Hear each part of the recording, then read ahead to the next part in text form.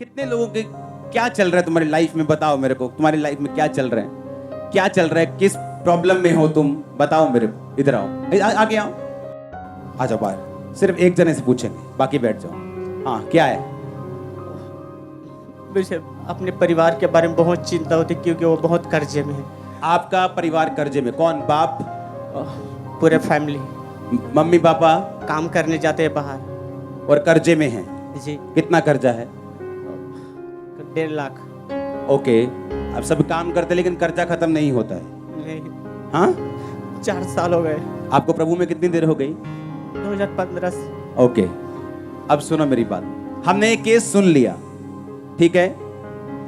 अब किसी को मान लो कर्जा है, उसकी फैमिली में कर्जा है, परमेश्वर में आ रहा है, उसका हल क्या है?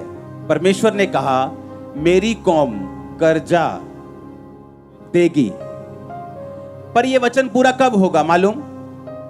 सुनो मेरी बात। टाइथ पे करते तुम? पहले नहीं करता, तब करना सीख रहा हूँ। सीख रहा हूं। देखा, मैं इसकी शक्ल दिखाओ कैमरा में। जब ये टाइथ पे करना सीख जाएगा और प्रभु में चलना सीख जाएगा, ये कर्जे की गवाही देने वापिस आएगा कि ठीक उतर गया। सुनो, अब ये कर्जा है ना, ये प्रेयर से नहीं उतरेगा। मेरी बात समझ रहे हो नहीं? ये बिब्लिकल, मुझे अपनी परिस्थिति को बाइबल से ढूंढना पड़ेगा कि ये कैसे जाएगी।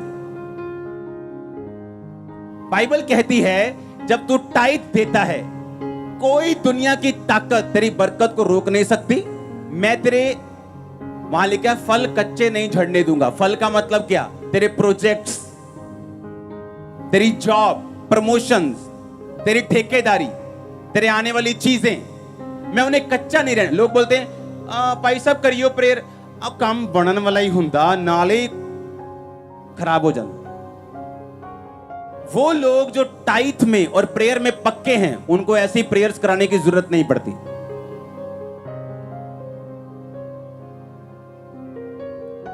हालेलुया। कितने मेरी बात को समझ रहे हैं? अब ये आएगा टेस्टिमनी के साथ। हालेलुया। आप समझ रहे चीजों को? मुझे अपनी लाइफ को हैंडल कहां से करना आना चाहिए?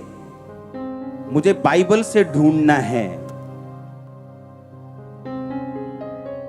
आप जब सेवा के लिए उठते हैं तो परमेश्वर आपको परख सकते हैं।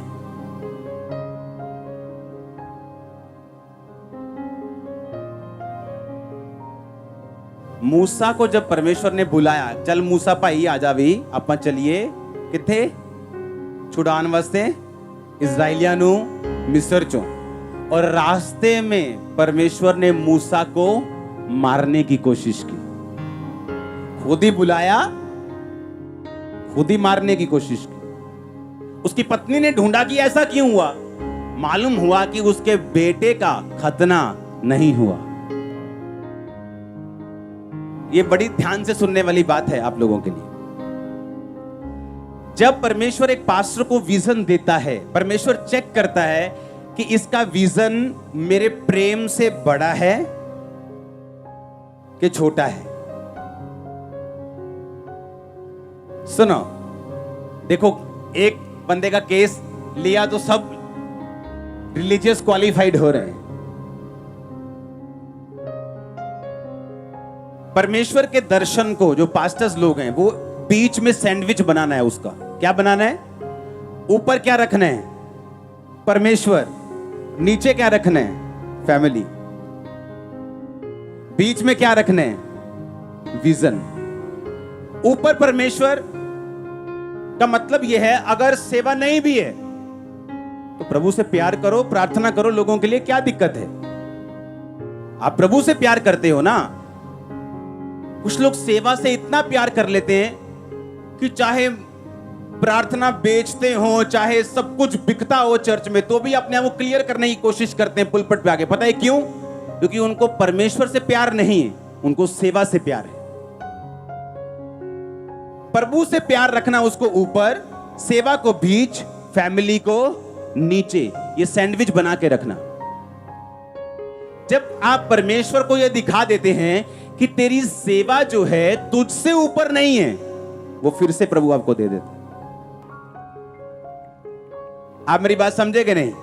लेकिन जब एक पास्टर निराश हो जाता है सेवा का बंद होने के बाद, वो प्रेयर भी बंद कर देते, वो बाइबल बंद कर देते, उसका प्रेम ठंडा हो जाता है। अब वो ऐसी वो ताकत नहीं रहती। वो ये साबित करता है कि परमेश्वर मेरी सेवा तुझसे भी क्या है, ऊपर। सैंडविच देखा है ना? अगर ब्रेड के ऊपर ही कुछ मैं लगा दूं और पकड़ने में दिक्कत होगी, अच्छा नहीं लगेगा। वो नीचे होना चाहिए ताकि उसे पकड़ सके। परमेश्वर, सेवा, फैमिली, ऐसा होना चाहिए। सुनो, परमेश्वर परख सकता है, लेकिन अगर आप परमेश्वर में खड़े रहेंगे, वो फिर से आपको सेवा वापस दे सकते हैं। वो आपकी प्रेयर को सुनेगा, आप प्रेयर करेंगे, परमेश्वर मुझे रूहें बचानी है, और सेवा कभी बंद नहीं होती। कई जगह गैदरिंग होना बंद हो सकता है, लेकिन आपका मुंह थोड़ी बंद कर सकता है कोई। जाओ इंटरनेट पे, जाओ लोगों के घरों में, जाओ घर घर जाओ, नगर नगर, मोहल्ला मोहल्ला, इंटरनेट के ऊपर जाओ, लोगों के पास जाओ, रिश्तेदारों के पास जाओ। सेवा कहां बंद हो सकती? 12 प्रेरितों को मार के भगा दिया वहां से, बोलते सेवा बंद हो गई। ये देख लो, बंद हो गई। ये देख लो, एक एक इवेंजलिस्ट बैठे हैं आज लाखों में। आमीन। कितने मेरी बात समझ रहे हैं? कैसे हैंडल करना है? बाइबल से, बाइबल से। आमीन। कैसे हैंडल करना है? कैसे हैंडल करना है? बोलो पड़ोसी को। जब वचन से हैंडल करेंगे तो हल होने का चांस 99.99 नहीं, 100% है। नॉट 99, मैंने कहा 100%, 100 हो।